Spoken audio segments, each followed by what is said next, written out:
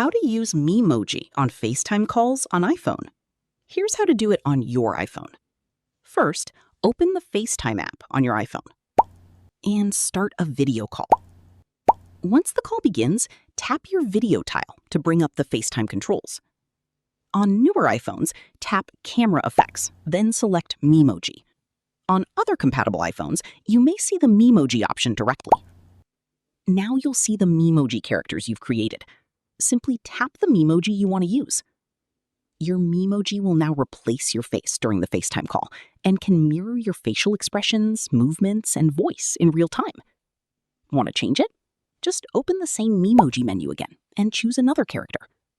If you want to turn it off, open the Memoji menu and remove the selected Memoji, or return to the FaceTime controls. And that's it. That's how you can use Memoji during FaceTime calls on your iPhone. If this tutorial helped, don't forget to like the video, subscribe, and check out more iPhone and FaceTime tips.